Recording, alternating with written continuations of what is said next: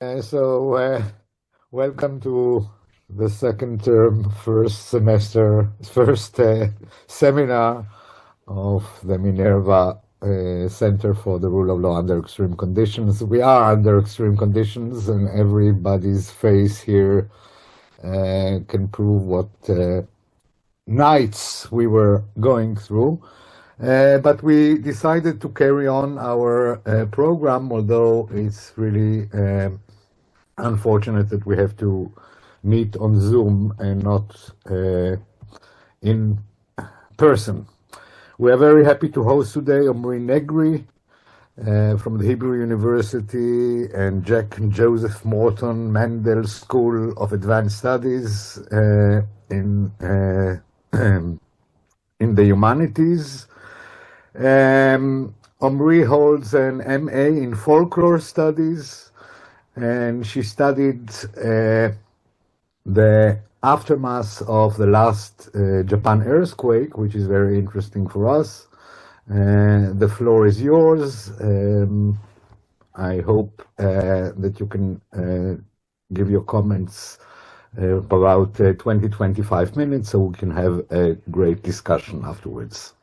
Scar on the Land, Memory and Space in Post-2011 Japan. Omree, please. Thank you so much for the introduction, Eddie. So I will repeat any of the introduction, but I do want to remark that today marks the 15th anniversary of the 2011 tsunami, exactly on the day. And I do want to dedicate this to everyone who participated in my research and all my friends over them. So this lecture is based on 3 months of field research that I conducted in northern Japan in a medium-sized city called Ishinomaki in Tohoku that was severely affected by the 2011 tsunami. In my time there, I met with survivors, community members, and other key members of the heritage industry of Ishinomaki, including curators of heritage sites and museum, tour guides, and many, many others. And today I wish to share what I have gathered from them. And so before we dive right into the actual topic, a really brief introduction. From a Western perspective, we see Japan as a homogeneous state. The literary critic Tamaki Miike calls it the homogeneous misconception of Japan, in which we understand Japan as one thing, one language, one culture, one food, etc. But in reality, Japan is a very big country with vastly different cultures that are all considered Japanese. They have different dialects, different traditions, so much so that when I tell my friends from central Japan about things I've seen and done in northern Japan, they're shocked. They never heard of such things before. So today we're going to focus on Tohoku, where the 2011 tsunami happened, specifically Miyagi Prefecture. And just for some clarity, Tokyo is right here, Osaka, Kyoto, Hiroshima, and Nagasaki in the south. So the 2011 Tohoku earthquake disaster, Higashi Nihon o Shinsai, just a short brief numbers, over 20,000 people lost their lives in the disaster, hundreds of thousands of people were wounded and displaced, dozens of towns and neighborhoods completely wiped off the map, and the damages were estimated in the tens of billions of US dollars. In the West, the event is more well known as the triple disaster, Mitsuno Saigai, due to the three disasters that hit basically at the same time, the earthquake, the tsunami, and the Fukushima nuclear disaster. To this day, the Fukushima event is much more resonant in the memory of both Japanese people and in the West. And it is crucial to remind it right here. The folklorist Akasaka Norio visited the area after the disaster and said that after seeing all the destruction, said, after all this time, we are still the internal colony of Japan. The internal colony, Naikoku Shokuninchi, is a very specific term that was coined by historians back in the 19th century, claiming that the Japanese central government, and back then the Japanese Empire, subjugated the countryside and used it for the needs of the empire, this including resources and manpower. And this tension between the central government or the metropole to the countryside can be reflected in the 2017 incident, where the reconstruction minister, Masahiro Imamura, said, "Mada toho kude achi no ho datta karakata," which can be roughly translated as, "And still, it is better that it happened there in Toku, as not in Tokyo."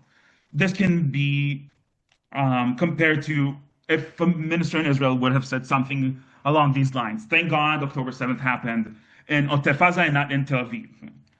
He was, of course, forced to resign, but the sentiment stays. People from Tohoku feels this tension. My research focuses on this medium-sized city, Ishinomaki. For a bit of orientation, again, this is Miyagi Prefecture. We have here the peninsula, and Ishinomaki is right on the vergence of this peninsula.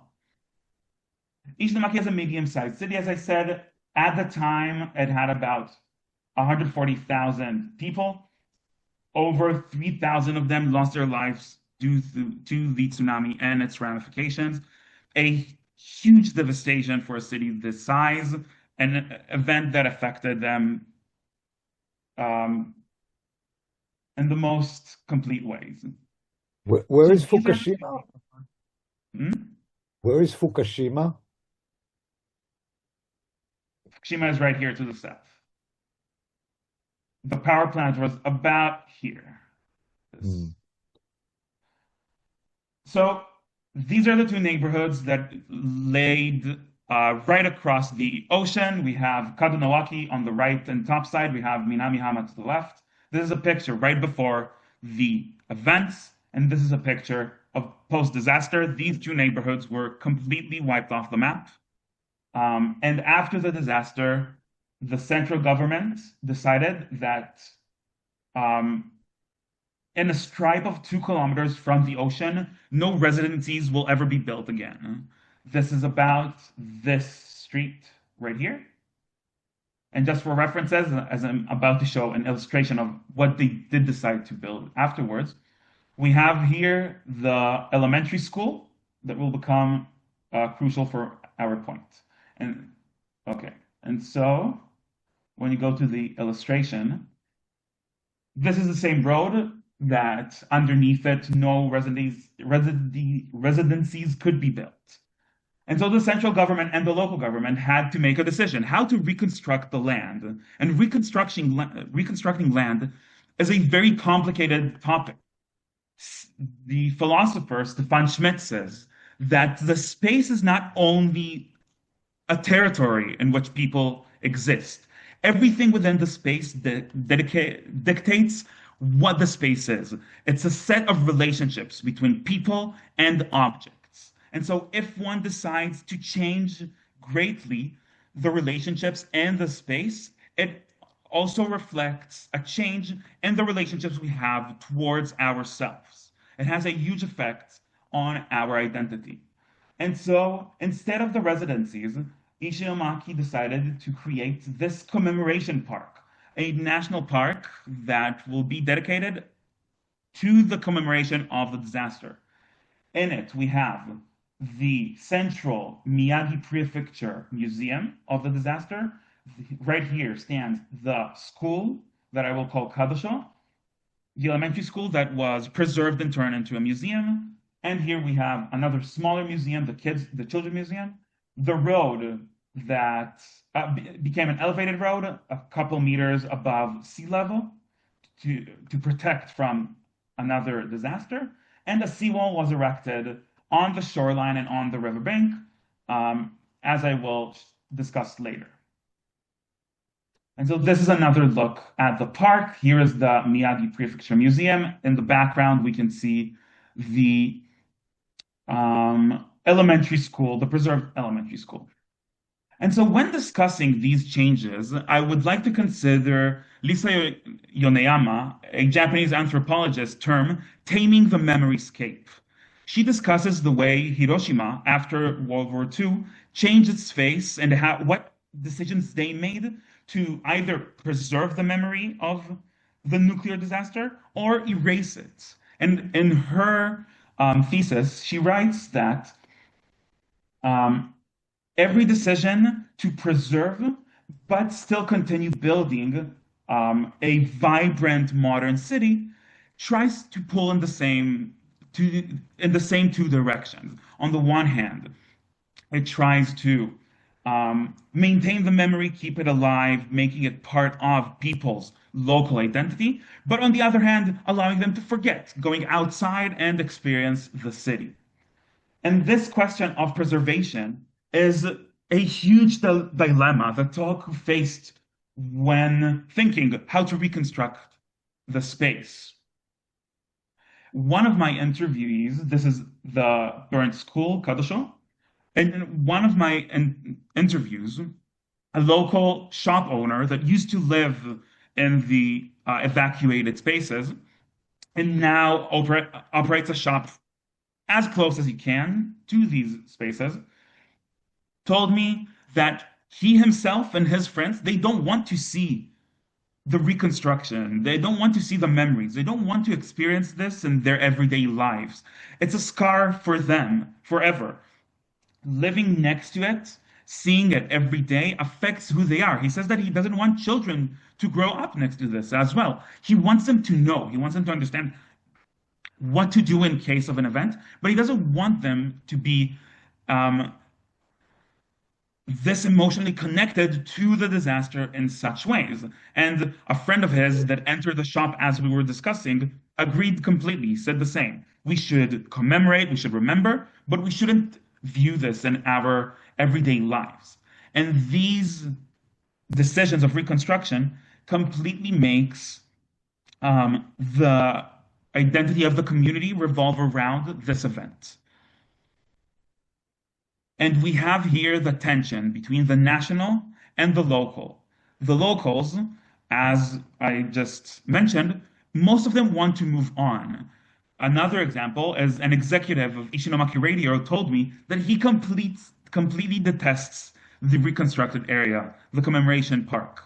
Because from his perspective, every time a person comes to Ishinomaki, all they see is the disaster. They don't see the vibrant culture or the deep history this place holds.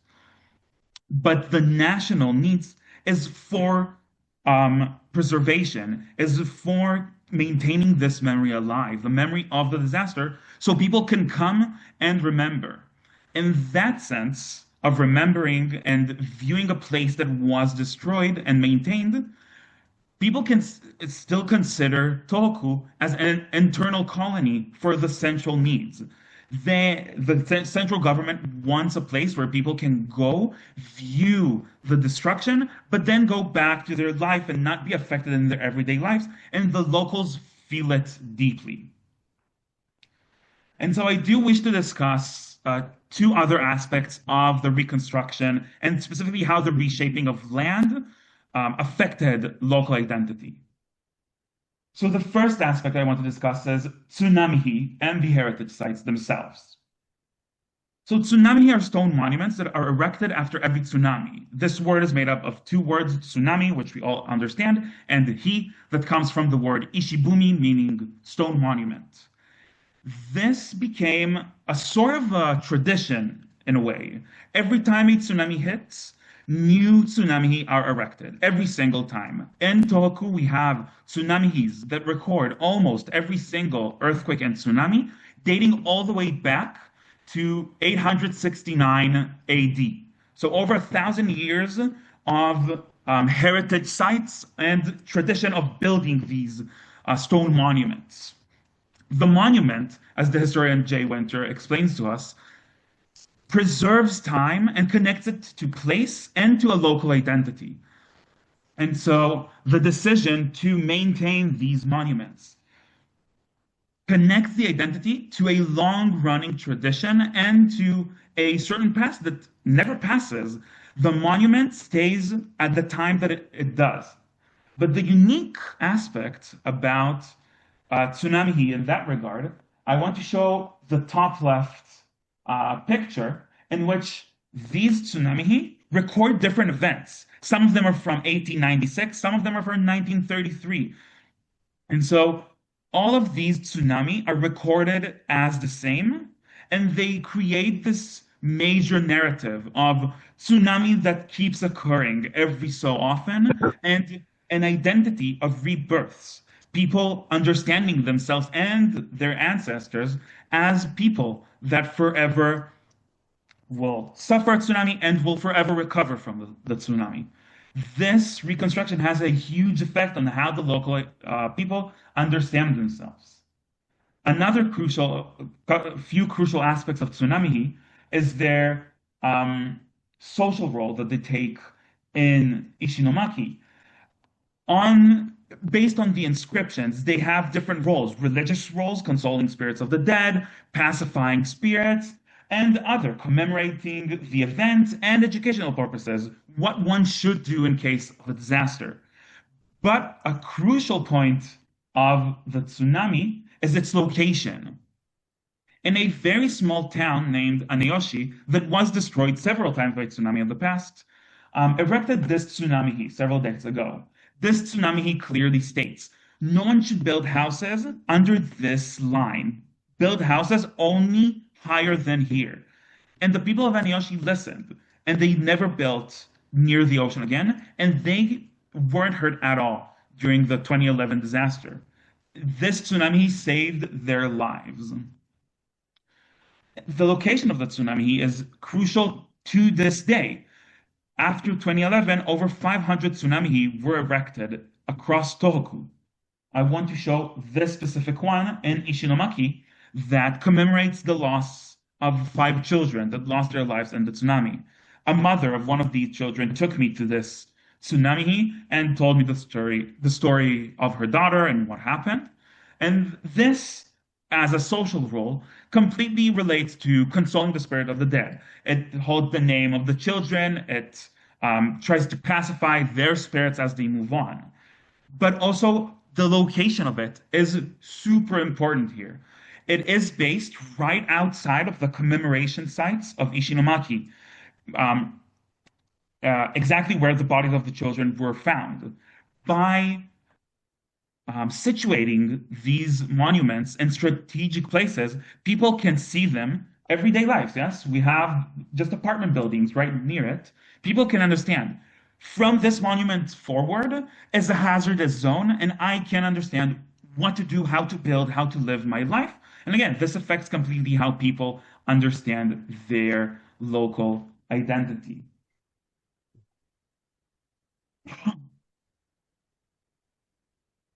So, in many cases, the monument is supposed to be visible, connect a space to a time to a people. And in that way, the heritage sites themselves also act in the same way. They are huge buildings that are visible from afar. People understand their meaning as they see them, and they also fulfill all the social roles that the tsunami used to fulfill. They hold commemoration events there. They tell the story of the tsunami. They teach how to act when an event happens, exactly the same.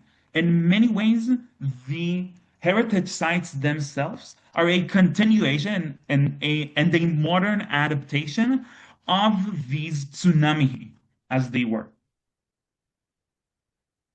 So the second thing I want to discuss today is the seawall. As a protective measure, a 8 to 12 meter tall seawall was erected across Tohoku, not every mile of Tohoku, but many miles across it has today a seawall, especially across towns and cities that are on the ocean. And also on many of the riverbanks in the area, completely blocking the view of the ocean. So this is, of course, a picture from a drone, and the right side picture is a picture that I took from the bottom of the wall. This is Kitakami River. Kitakami River is the lifeline of Ishinomaki, both culturally and economically. It is the reason why Ishinomaki exists in the first place. The connection between one of the largest rivers of Tohoku, with the closest to the ocean, made Ishinomaki a strategic location for the locals and for the empire as well, transferring resources and food. And so people connect to the river on a very personal level, not only because it is one of the main resources of income, but also culturally. This is an event where a mikoshi, a portable shrine, is passed across the river. It happens every single year to this day. The biggest festival of the year, Kawabira Kimatsuri, which means opening of the river festivals, occurs every year in the summer, where the entire city participates. Schools, offices, clubs, they all dance together in the streets to celebrate the deities of the river and pacify them for a great fishery season. The main event is called the Great Fishing Dance, where school children participate. And this again symbolizes the deep connection the city has to the ocean and the river. The annual journal, Ishinomaki Gaku, which is an annual journal that researches history and culture of Ishinomaki, dedicated its ninth volume to the Kitakami River, collecting many interviews from individuals telling their stories about the river and its importance. I was lucky enough to attend this volume's opening event, hearing firsthand about people's experience with the river, how they connect to it. In my interviews as well, people told me how they used to go and learn how to swim, to fish and sail in the river. In the major heritage site of Miyagi Prefecture, they hold pictures that always show of life in Ishinomaki before the event, and many of these pictures demonstrate Ishinomaki everyday lives in either on the beach or on the riverbanks, fishing, swimming, etc. One of my interviewees specifically told me about this song, the 13th Street of the Port Town, which is a very famous song by famous actress and singer Misora Hibari, which is one of the most influential entertainers of post-war Japan. This song, as you can read, is a very nostalgic song to these towns. And my interviewee told me how she remembers as a child and as a teenager walking through the port, hearing the sailors sing this song. It is a crucial memory to her and part of her identity and Ishinomaki. And all these examples are just a tiny bit of what people told me in my interviews. The ocean and the river used to be the main aspect of culture life in Ishinomaki. And today, when I went there, I stayed right on the riverbank. I visited the beach, several parts of it, several times a week, on weekends, any time of day. This is a picture that I took from the top of the seawall. The de facto, no one goes there anymore. De facto, it is not a port town anymore in many ways. Of course, it still has a fishery industry and everything, but people don't go there anymore. People don't visit the river. People don't visit the ocean. This part of their lives are over. As you can see here, the beach is deserted and also a little bit neglected. Still beautiful, but people don't visit it almost at all. And when I asked my interviewees, what do you think about this? What do you think about the decision to create the seawall? What do you think about the fact that you can't do any of these things anymore? A certain response came again and again and again and again, which is shikata ganai, or it is what it is. And when I say that, when that people told me it is what it is, or we have nothing to do about it, many people think of the Japanese as people who follow orders, and if the central government decided to erect a wall, they just follow this logic. But this is not the case at all. This is a sincere and full understanding of where they live and the situation they're in. Many told me that the most important thing should be to save lives. And if the wall saves lives, they want it, even if it costs them their cultural memory and history and identity. And so I do wish to give just a few sentences about Israel as we finish my lecture part of today. We are now in the crucial time of reconstructing Otef Aza. As we move forward, decisions are made every day of what the space will look like, and this will affect both our national identity and the local identity of residents in Otef Aza. This is a picture, an aerial picture of the Nova, where the Nova massacre happened. Today is a huge heritage site with many, many, many monuments. And it's a major part of the lives of people in Otef Aza right now.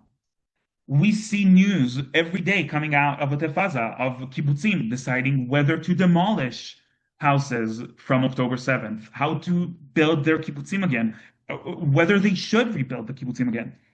Every such decision holds a crucial role in developing the local identity, but also has implications on the national identity. When Kibbutz Be'eri decided to demolish every single house that was destroyed except of one, the heritage minister, Amichai Eliyahu, considered maybe overruling this decision, declaring this place an important heritage site, and so that it cannot be demolished. Because as with Ishinomaki, the national identity of Israel moving forward will need this commemoration, will need these heritage sites. And the locals will struggle with this decision as they are right now, as they do struggle right now. They also want this commemoration. It's part of who they are now. But many of them say they don't want to see it every day. They don't want to live inside of this hazardous zone memory.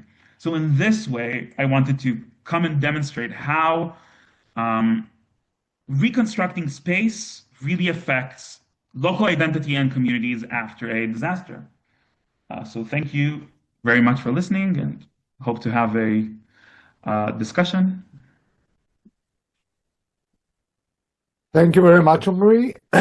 The floor is open. Deborah. Oh, first of all, thanks so much. It was really fascinating. Do you have an understanding of how the negotiation process between the national level and the local level took place? You're asking practically how it was. Yeah. So I can speak of Ishinomaki and generally how I understand it to be.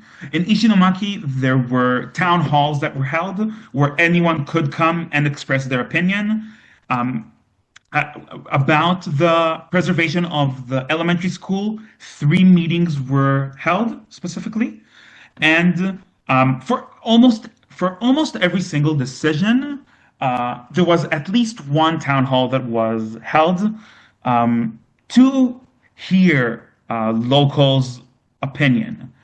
But at the end of the day, all of these town halls gathered to a single kind of opinion piece that they gave the government, and the government decided to do what they wanted to do with this information. They did take some of the criticism and did take some of the opinions. Most of them, they just planned and built how they wanted. When I spoke with the people in Ishinomaki, many of them tell me that they feel heard. They feel like they had a time to express their opinion, and some opinions were heard, and they understand that it's a complex situation. But many, many, many others feel the opposite. They feel like it was all for the show, kind of saying as if people are part of the decision making, but in actuality, it was just a farce. Nothing really came out of it. The government did what it decided to do. And as I understand, generally, this is how it was across Tohoku. So let me follow up on Deborah's question. We are lawyers, many of us. So it's interesting to understand the legal structure here. Is this really the jurisdiction of the central government, or according to the law, there is some kind of a deliberation or powers that are delegated to the localities? And also it's not only small villages or communities and central Right. government, there is also some methods of governments in between. This is one. The second question, we're talking here about two things: Hmm. commemoration and memory, and preparation for future disasters. Okay, so are there differences with regard, for example, to the wall that was constructed to prevent future disasters on the one hand, and the commemoration or memory things which are not connected to the actual preparation for the future, but are really the memory of the locals? Why should the central Yeah. government have? I understand why the central government will have a stake, a major stake in cautionary means for the future, and probably has less stakes in the way that the local community wants to commemorate or memorize what happened. Yeah. So it is very interesting. I will try to answer the first question as I am not a lawyer, but to my understanding, I will try to answer it. The relationship between local governments and national government and the national government in Japan is very, very complex. The way resources are distributed from the national to the locality and back is very complex. It really changes from administration to administration and from locality to locality. It's very different how it is in Tokyo and how it is in Miyagi Prefecture. So this is the first thing to consider. I would I will say most decision about how the commemoration park looks like and how Ishinomaki reconstructed itself was decided by local governments, either Ishinomaki or Miyagi Prefecture. Very few decisions were dictated by the national government outside of actual laws and prohibitions. For example, not building any residencies 2 kilometers from the sea. Um, so mostly I would say it's local governments that made the decisions, which in some ways makes some community members even angrier about the decisions made because they feel like they know the people who made the decisions and still ignored their opinion sometimes. Um, Again, this is very much so more complex than what I'm presenting right now because many of the professionals that were sent to the area to help with the reconstruction were sent by the central government to act on the wishes of the local government. So again, it's a person that may act under these two different hats. So it is very, very complex. So this is the first one. Now, between the commemoration and the efforts to um, help the community with the next disaster that will happen, this is again not as clear cut because I think most of the curators, for example, that I spoke with um, of heritage sites and commemoration sites told me that their main goal is to educate people on what to do and how to act when the next tsunami happens. And also, when I spoke, for example, with the mother I mentioned that showed me the modern tsunami, she said also her main goal is to save lives. She now holds tours and lectures for children in the area. And again, she says, my goal with this monument is actually to save lives. So I think for many people, the difference is not as clear cut. Also, the wall, for example, which everyone understands, of course, as a measure to counter the next tsunami, but it is a monument in and of itself. People see the wall every day. They know why it's there. They remember the 2011 tsunami. This is how they understand it in their everyday lives. So I feel like trying to differentiate these two aspects is difficult, but also um, I think generally, again, people do want to protect lives. This is almost every single person told me the main goal is to save lives. And I think that people understand and accept it, even if they are angry, even if they are, even the shop owner that I mentioned that said that he doesn't want to see it every day, he agreed at the end. He said, my main, the thing I want the most is to save lives. And if this will save lives the next time, I will be happy that it happened, even if I'm not happy right now. So I think it is very complicated. Yes, I see a few hands were raised. Daniela, Daniel, sorry. Hi, thank you, Omri. It was really interesting. And I've learned a lot from you when we've discussed in the past also. I was wondering, can you discuss a little bit about the consequences of time here? And how people, you obviously studied this at one point in time, but I don't know if it came up in your interviews about changing attitudes of how people, attitudes towards the recovery, towards how people want to commemorate, towards what people are willing to do to sacrifice for saving lives, etc. In the, let's say, first couple years after the disaster versus now we're 15 years after. Yeah, that's a very interesting question. I think as you would have expected, the memory subsides. The first several years after the disaster, people were all in with the government creeds to not rebuild any houses near the ocean. There were barely any resistance to this. But as time moves forward, many lawsuits that came afterwards, people who wanted to claim their land that was of their families for decades, some even centuries, only came forth years after the disaster. And now when I specifically interviewed people, you can see people actively trying to forget, to move on, actively saying, yes, I know the disaster happens and it happens every several decades, but we can't live our lives like this. We can't do everything as we once did. You can feel it. You can feel the people becoming more antagonized against all of these restrictions. And I do think it's an I don't want to say natural, but like the regular progress of reconstruction from a disaster. And it is very interesting. I think this is the way it goes. And also, I think commemoration in Japan generally subsides as well. People still talk about it, of course, every year. Today, if you open Japanese news, all they will talk about is 3/11. But still, it is less and less every year. People visit the heritage sites less and less every year. People talk about it in school less and less. And I think will only exacerbate as we go forward, I believe. Yes, I think I Nadir. see more questions. Thank you so much Yeah.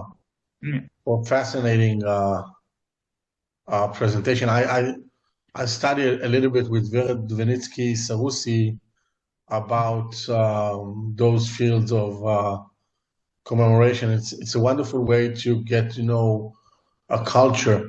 I have a question. Maybe what Daniel asked is makes my question somewhat redundant because time has passed. But one of the phenomena that I'm fascinated by after October 11th is the privatization of memory and phenomena that I was never exposed before of normal regular people that their loved ones and relatives murdered or passed, that are doing all kinds of self-commemoration projects. The most prominent one is the sticker culture, which if I was an anthropologist, I would have write paper about it, but I don't feel competent. So I think that here it's tremendously present. And I wanted to ask if you know, maybe it's a question that is more relevant to the years after 2011. But I wanted to ask if you are familiar with that kind of privatization and a more personal tendencies and projects of how to memorize the victims, and if you think that there's also relevant cultural differences between the Japanese society and Israel that might, I don't know, influence in that sense. Thank you.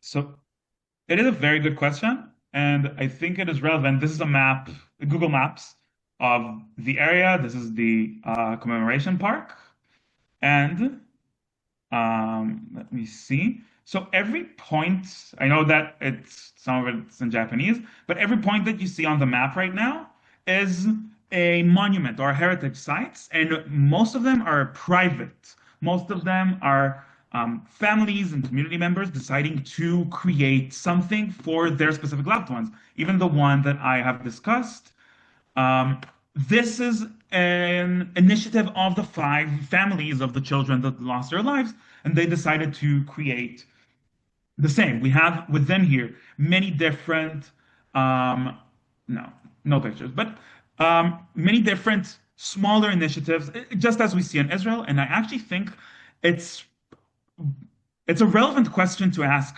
15 years later, because I think that as an Israeli society that just experienced a devastating disaster, we feel very connected to the personal stories of individuals and families.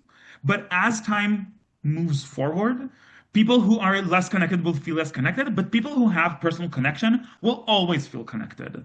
People who have some sort of personal experiences with it, and specifically personal experiences with um, initiatives of memory, will always try and hold greater prospects in their collective communities, but nationally as well. They will always try to push it as we will move forward, and sadly somewhat forget the events, as happens with every society. People who were personally affected will never forget, and they will always, people from Ishinomaki already feel, some of them, distance from their community and the national identity as people forget their loved ones who passed, and they try to increase the privatization, private initiatives, and they're met with less and less patience, less and less interest. So I do think it's relevant, and it happens in Japan as well. Um, oh, and of course, there is an effect, somewhat. Of course, the cultural context matters, and the way October 7th happened as compared to a natural disaster matters, and how we will remember and how we will operate as individuals and as a society. But I do think that some of the processes that happened will happen to us as well. The way that society will move forward will happen, and we will move forward. And personal people who were affected will never. And this is a gap that only widens with every disaster. And I anticipate that it will happen here as well in Israel. I'm not a prophet. I don't know what will happen, but learning from history and from anthropology, this is usually how these things pan out, I think. Yeah. Oh, All you. Okay, sorry. Thank you, Omri, for the fascinating talk. Actually, Nadiv stole my take on the privatization of memory in Israel, with all the stickers on bus stations, and I live in Gedera, and few months after October 7th, all the parks here, all the playgrounds became commemoration sites for someone who was a victim on October 7th. I guess there are cultural differences between us and Japan, but I wonder, I mean, it was like a natural disaster and an act of terror, but in Japan, was it at some places perceived as a government failure, or on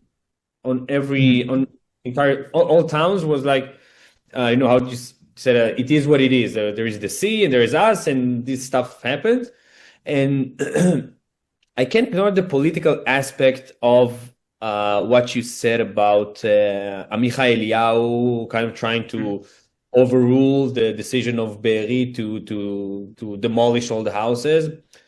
Because I think it is what it is. It's kind of like a right-wing trope here in Israel, like terror and the organizations like Hamas. It is what it is. Or in the Middle East, it's like the sea in Japan. We have tsunamis. Here we have terror, and we have cycles of terror. And it's not about policy. It's not about long-term strategy of the government.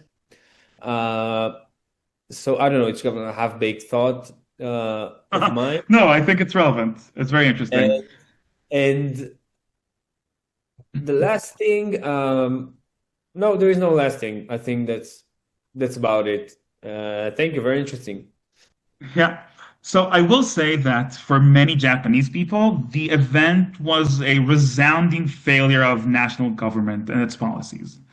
Specifically about Fukushima, several years before the disaster, I think 2005 or 7, a huge, super detailed report from both inside Japan and from international nuclear power plant organizations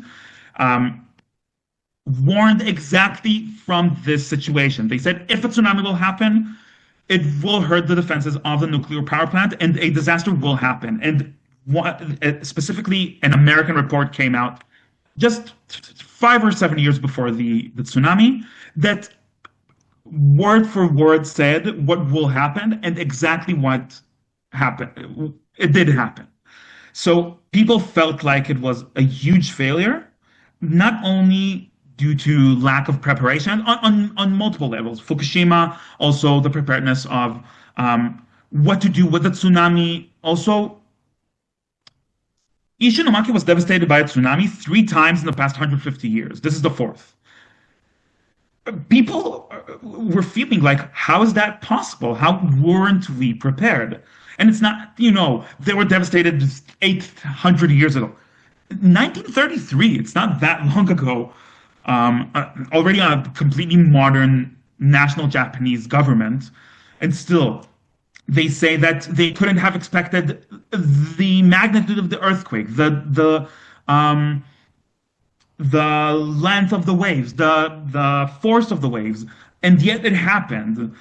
And so people do feel, very much so, a lot of resentment to the government and how they operated. Many have sued in many different localities and individuals, battles that some of them still, I think most of them are already resolved, but some of them still happen to this day. And so I do think it's very relevant. And I think that what you say about the trope of it is what it is, many people told me also it is what it is. Not sarcastically, but suspiciously.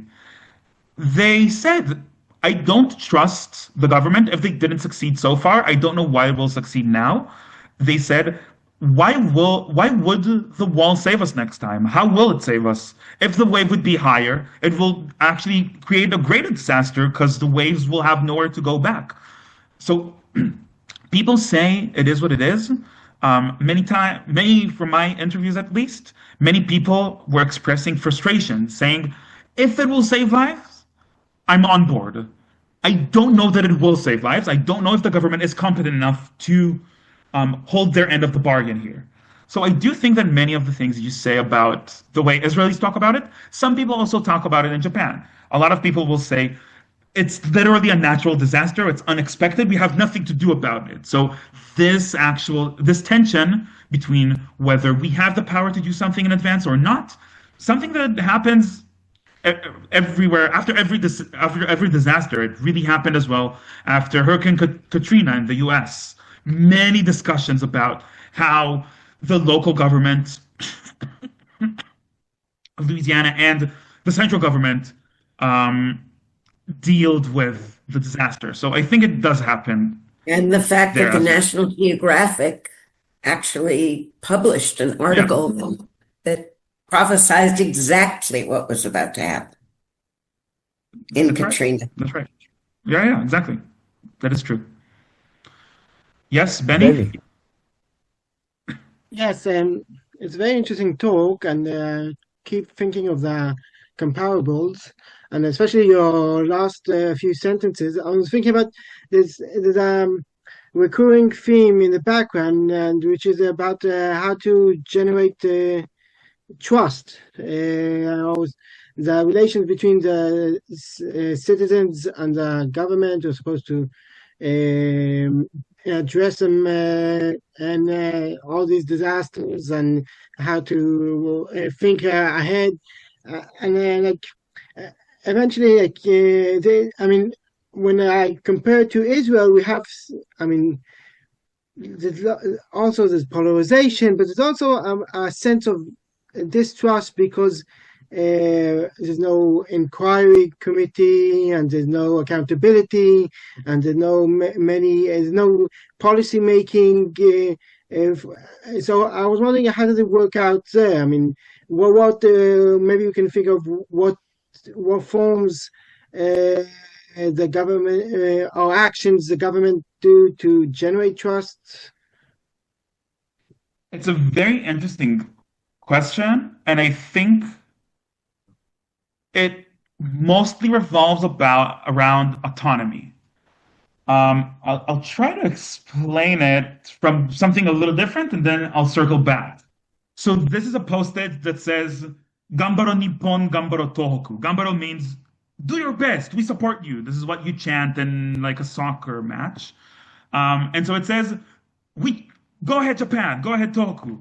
So this is a slogan that was used during World War II to support Japan. It says "Gambaro Nippon, Gambaro Nippon," and so people across Japan posted this, kind of saying, "Go Japan, go Tohoku. Tohoku, we are with you. We are together in this." And people in Tohoku generally kind of resent this because they feel like it's cynical. Like people say, "Oh yeah, we're with you. It's our disaster as well," but it's kind of not really your disaster, right? You're super far away. You don't support us with the resources that we actually want and need. You don't listen to us, so it feels empty. And so this is a sign right in the heart of the commemoration park in Ishinomaki, and it says Gambaro Ishinomaki. Again, go ahead, Ishinomaki, do your best, Ishinomaki. And so when I talk to the radio host that says that he detests the heritage zone, I asked him about this sign, and he said that he loves this. He loves the signs Gambaro Ishinomaki. And we talked about the Gambaro Tohoku thing and why he doesn't like that. And I asked him, what's the difference? It's kind of the same. And he says, no, we built the sign. We're saying Gambaro to ourselves. We don't need other people to tell us. And so I think that every action that revolved around giving autonomy to the people to create for themselves create more trust in the central government, actually, allowing people to create privatized remembrance places for their loved ones, help people feel like they have a voice, that they can do things. So I think circling back to Israel, the fact that at the end of the day, the government of Israel didn't issue anything about Kibbutz Be'eri's decision to abolish the houses, I think goes a long way for the people of Be'eri to feel autonomous in their decision to live their lives and prosper as they see fit. And so I do think that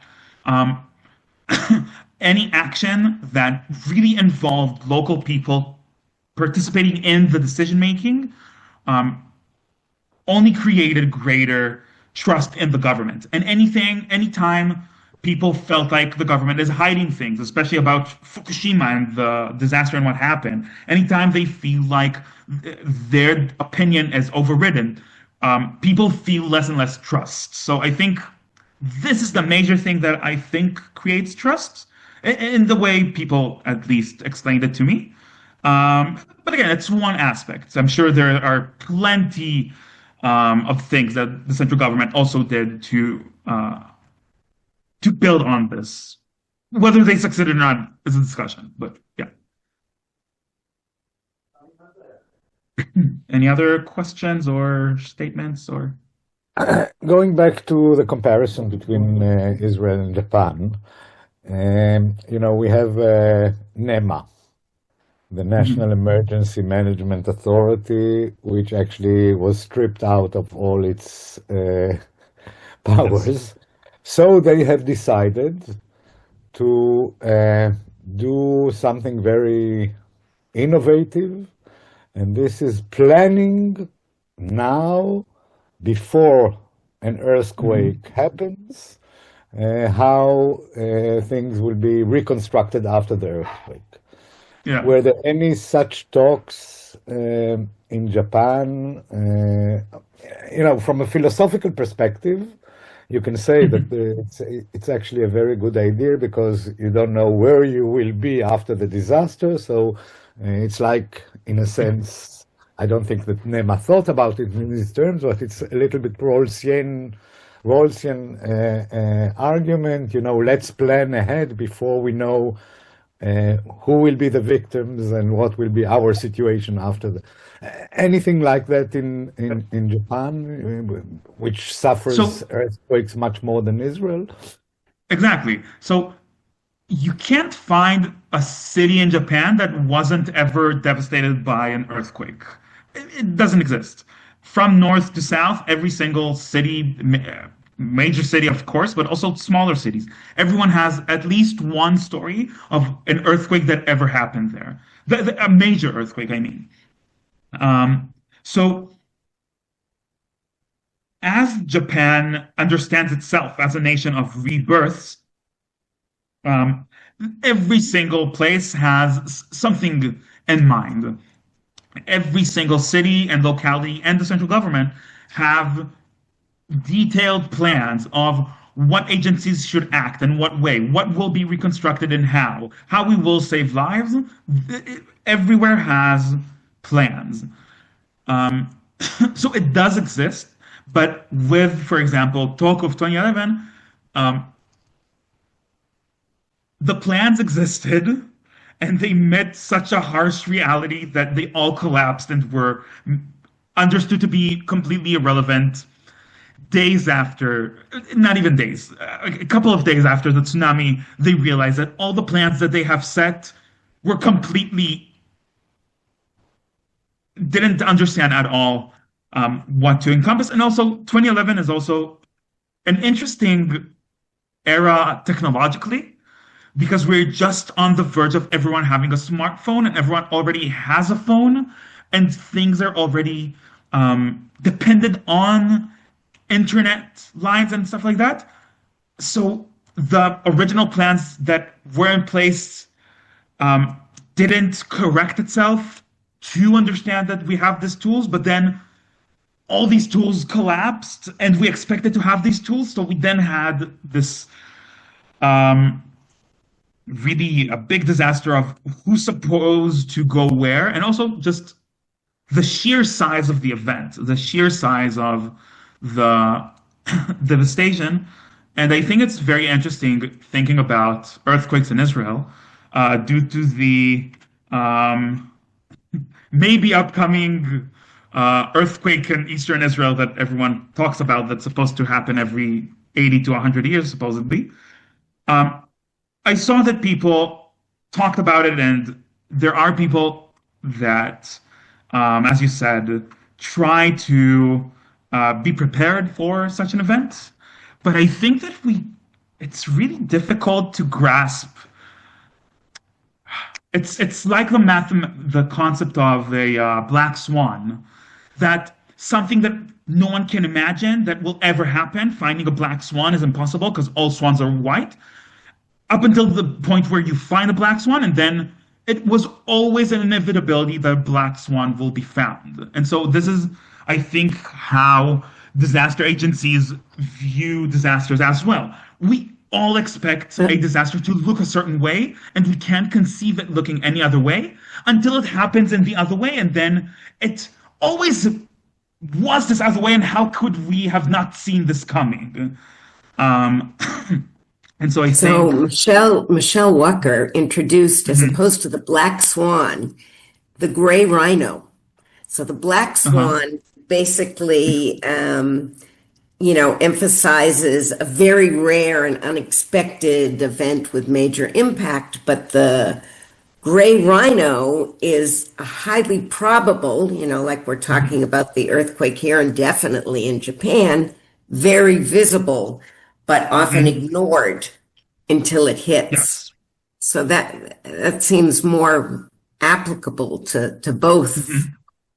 the situations. So it's interesting, because I agree. Um, Many things are probably anticipatable. I mean, many things can be understood if researched enough. I mean, it's no coincidence that the American report told us what will happen in Fukushima, and it literally happened. You're right, as well as everything that happened here with October 7th. We can say the same. Um, no one expected it unless they wanted, unless they tried to expect it, and then everyone talked about how expected it was. But again, the idea of gray rhino as opposed to black swan, you can only understand it post event. Like only then can you actually understand whether it was something that we always could have expected and should have expected, or something that really came out of left field. And I think that talking about earthquakes in Israel is very important because we all can sit here as members of people who have some interest in disasters and expect a major earthquake happening in the next several decades in Israel, supposedly. And we're not geniuses. Everyone talks about many people who are experts deals with this and talks about it and tries to anticipate it. So in many ways, it is a gray rhino that we just don't see or refuse to see more so. But on the other hand, who knows the effects of having 100,000 people in Tveria, where the disaster may be most prominent? It's again, I'm sure experts can anticipate and research it and understand it, but it is also very hard to convince policymakers to put all efforts into this future disaster. Sure. We all know this, right? It's very difficult to convince So it's policymakers. interesting. I think that Yael is no longer on she was here for the talk, but I don't Mhm. see her anymore and she's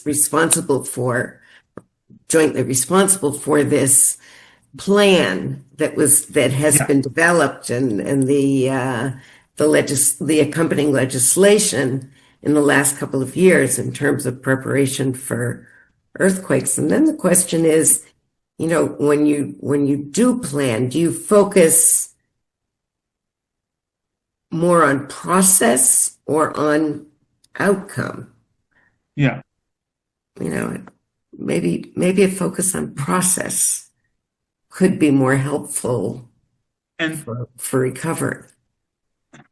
I do think that it's an interesting question because when you speak to people in Japan that are now in charge of um, preparing the situation to the next disaster, many of them will discuss, as you say, the process, the preparedness of people to a disaster. There's an amazing exhibition in one of the heritage sites in Ishinomaki, where they show you individuals, how individuals acted right as the earthquake happened. So you see a map, an interactive map, and you see people are in their houses or wherever, and you see the earthquake happening, everyone going uphill, and they're saying uphill, and then 15, 20 minutes, 25 minutes passes, and then they come back, and then the tsunami hits. And so many people lost their lives due to this I don't want to say misjudgment, but due to Yeah. personal decisions of how to act during a decision. Um, most museums in Ishinomaki that you will go to will tell you that most lives were lost due to personal decisions that were wrong because people didn't know how to act when a disaster happened. If people would have known to stay uphill, many, many, many lives could have been saved. So, in that sense, people view the heritage sites as a protective layer of next tsunamis, as if people will act rationally and how they should, which is very easy to say in a lecture, but very difficult to perform when you don't know where your loved ones are after an earthquake. Um, but they do believe that this is education and anticipation and understanding will be very crucial. And another story about this, I told you about the elementary school, Kadosho, that was turned into a museum. This is the biggest success story in all of Tohoku and the disaster. The head principal of the school said after the earthquake said, everyone evacuates now. We're all going to the closest hill, and we're going to stay there the entire day. No one moves. And every single child and staff member that went to school that day was saved. Not a single person died that was at school that day. It's everyone, everywhere you go in Toku, they'll tell you the story of Kadosho. And as you say, do we put enough efforts into education of earthquakes? I mean, I don't think so. I don't know how. I don't know what policy making should be done to advance this exact need to prepare our society. And also how you can even how you can make this threat feel real to people. How will you convince a person to participate in such Right. events? And given so many threats, do you really want to? Exactly. I mean, there's a limit. Telling a person right now, amidst the sirens from attacks from Iran and Lebanon, hey, we need to prepare for an earthquake, who will listen? And when the earthquake happens, and we will say we were too busy with war and with economic state, people will say we weren't thinking about earthquakes, but we are not thinking about earthquakes. And it is a lesson that we should, but how can we also? It's it's a horrible dilemma that I don't know how to solve. And of course, Minerva is one of the institutions that work to progress this efforts. But again, it's a long and very, very difficult process in Japan as well. They struggle with it, even though they have natural earthquake every decade or so. Well, maybe it was Yeah. in a different magnitude, but when I saw Bet Shemesh, I was thinking about an earthquake, or when you look at Gaza, you think about an earthquake. It's the situation, the way it looks on the ground reminds me very much of pictures of a major earthquake. And if you know how to evacuate people from under the rubble, it doesn't matter whether it came from an airstrike or from an Completely. earthquake. So there are some things that, and I know they teach children what to do in an earthquake, and they have these teams of Tzachi and, local teams that know what to do in cases of emergency. So some of the cases are similar, not all, of course, and the magnitude is certainly something else. But No, but I do agree. Having Chilutz Vatzala and Sahal preparing obviously for different cases will play a crucial role once an earthquake happens. Of course, you are correct.